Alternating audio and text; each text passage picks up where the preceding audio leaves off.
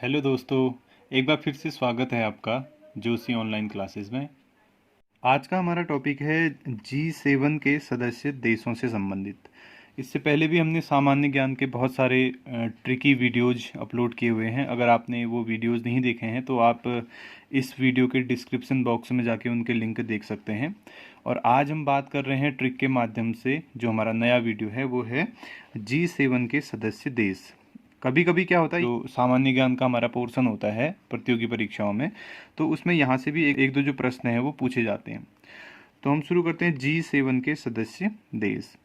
दोस्तों, G7 के बारे में कहा जाता है कि ये जो विश्व के सर्वोच्च संपन्न जो हमारे औद्योगिक देश हैं उनका एक समूह है या उनका एक संघ है, जिसे ग्रुप ऑफ सेवन के नाम से भी जाना जाता है। G7 मतलब ग्रुप ऑफ सेवन, मतलब कहने का मतलब ये है कि जो विश्व की जो सबसे शक्तिशाली जो औद्योगिक देश है हमारे, सेवन है तो सात है यहाँ पर, जो सात हमारे जो सबसे संपन्न औद्योगिक देश हैं उनका ये समूह है। और ये जो समूह है वो आर्थिक विकास को लेकर और वैश्विक सुरक्षा को लेकर, ऊर्जा और आतंकवाद जैसे जो वैश्विक मुद्दे हैं उन मुद्दों पर आम सहमति बनाने के लिए प्रतिवर्ष इसकी एक मीटिंग जो है की जाती है, जिसे हम G7 के शिखर सम्मेलन के नाम से भी जानते हैं।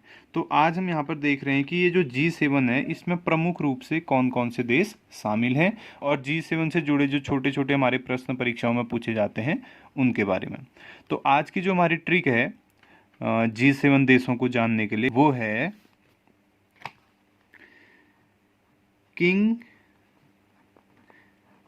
जॉर्ज। एक राजा हैं, किंग हैं, जिनका नाम है जॉर्ज। ईट लेने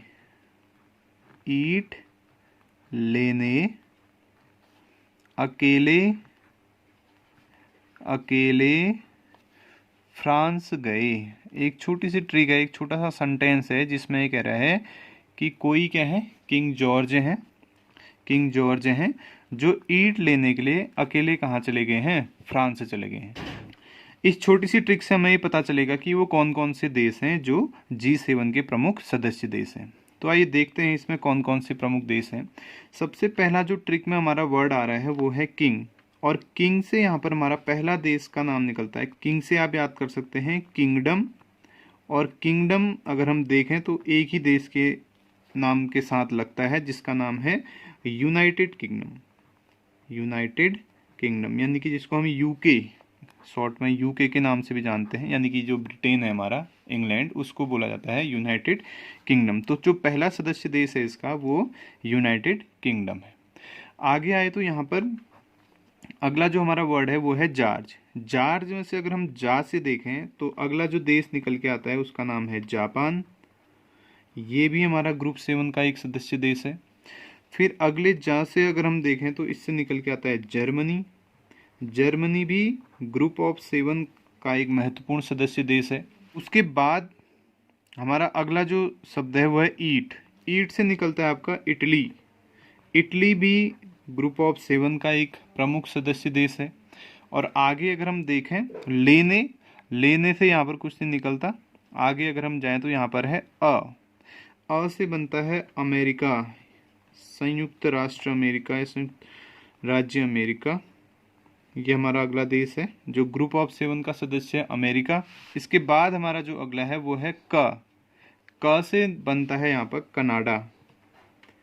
कनाडा ग्रुप ऑफ 7 का सदस्य देश है। और कहाँ गए अकेले, फ्रांस गए। तो फ्रांस खुद ही एक देश का नाम है, तो जो 7वां देश है वो है हमारा फ्रांस। तो इस तरह से एक छोटी सी जो हमारी ट्रिक है वो है किंग जॉर्ज ईंट लेने अकेले कहाँ चले गए, फ्रांस से चले गए। तो इससे हमारे जो 7 देशों के नाम निकले उसमें प्रमुख रूप से यूनाइटेड किंगडम, जिसको हमने किंग से निकाला है, Japan, Germany, Italy, America, Canada और फ्रांस, ये प्रमुख रूप से G7 के सदस्य देश हैं। अब इनसे जुड़े कुछ महत्वपूर्ण पॉइंट हैं, उनको भी हम यहाँ पर देख लेते हैं। जो ग्रुप ऑफ 7 की जो पहली मीटिंग हुई थी वो हुई थी 1975 में, यानी कि जो G7 है, G7 का जो पहला मीटिंग जो हुआ था वो 1975 में हुआ था। और मीटिंग के समय जो यहाँ पर जो शामिल देश थे उसमें कनाडा को छोड़कर, जो कनाडा हमने लिखा है यहाँ पर, इसको छोड़कर और सारे देश यहाँ पर शामिल थे। ठीक है। तो उस समय इसका 1975 में जब इसकी पहली मीटिंग हुई तो इसको G6 के नाम से जाना गया, ग्रुप ऑफ 6। उस समय इसमें कनाडा शामिल नहीं था। लेकिन इसके जस्ट अगले साल अगर हम देखें 1976 में जब फिर से ग्रुप 7 का शिखर सम्मेलन हुआ था तो उस समय कनाडा को भी यहाँ पर शामिल कर लिया गया था और वहाँ पर से बन गया था G7। 1976 में जब फिर से मीटिंग हुई थी इनकी तो वहाँ पर कनाडा भी शामिल हुआ था और कनाडा के शामिल होने के बाद इसे G7 के नाम से जाना जाने लगा, जो वर्तमान समय तक G7 के नाम से प्रचलित है। इसके बाद प्रतिवर्ष इन लोगों का जो सम्मेलन था वो होता रहा। फिर बाद में 1998 में क्या हुआ, रूस को भी इसका एक सदस्य देश बनाया गया और 1998 में जब इस समूह में रूस शामिल हुआ तो इसे फिर नाम दिया गया G8, क्योंकि इसमें सदस्य देशों की संख्या कितनी हो गई थी, 8 हो गई थी। तो 1998 में रूस के शामिल होने से इसका नाम पड़ गया था G8। लेकिन बाद में क्या हुआ, 2014 में रूस ने यूक्रेन से क्रीमिया को हड़प लिया था, जिसकी वजह से इसे क्या कर दिया गया, ग्रुप ऑफ 8 यानी कि जो G8 था उससे बाहर का रास्ता दिखा दिया गया। तो वापस 2014 में ये फिर से क्या बन गया, G7 बन गया। और इसमें से क्या हुआ, रूस क्या हो गया बाहर, रूस को बाहर निकाल दिया, क्योंकि इसने क्या किया था, रशिया ने क्या किया था, जो इसके जो नियम थे उनका उल्लंघन किया था और उनसे बाहर जाते हुए उसने यूक्रेन से क्रीमिया जैसे देश को हड़प लिया था, जिसकी वजह से रूस को इस समूह से बाहर निकाल दिया गया और ये वापस 2014 में G7 के नाम से जाना जाने लगा। 1998 से अगर हम देखें, 1998 से 2014 तक इसमें 8 सदस्य थे तो इसे G8 कहा गया।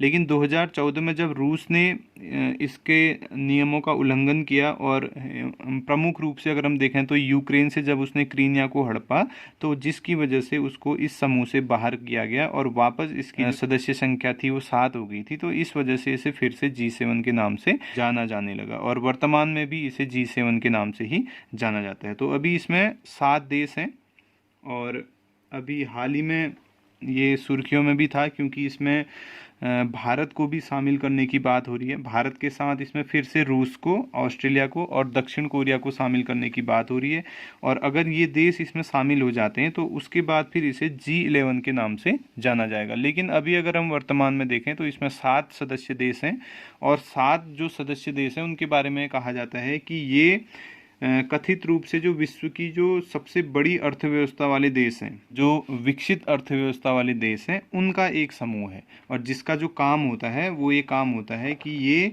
समूह आर्थिक विकास और संकट प्रबंधन, वैश्विक सुरक्षा या ऊर्जा और आतंकवाद जैसे जो वैश्विक मुद्दे होते हैं उन पर आम सहमति बनाने के लिए क्या करते हैं, हर वर्ष मीटिंग करते रहते हैं। 1975 में इनकी पहली मीटिंग हुई थी जब इसे G6 के नाम से जाना गया क्योंकि इसमें 6 देश उस समय शामिल थे। 1976 में जब इसमें कनाडा भी शामिल हुआ तो इसको G7 के नाम से जाना गया। बीच में 1998 में इस समूह में रूस को शामिल किया गया था और तब से इसे G8 के नाम से जाना गया।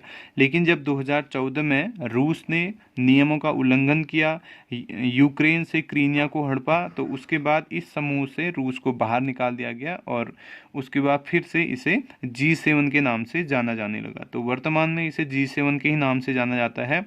अगर भारत के साथ साथ ऑस्ट्रेलिया, दक्षिण कोरिया और रूस को फिर से इसमें शामिल किया जाता है तो ये G11 के नाम से जाना जाएगा।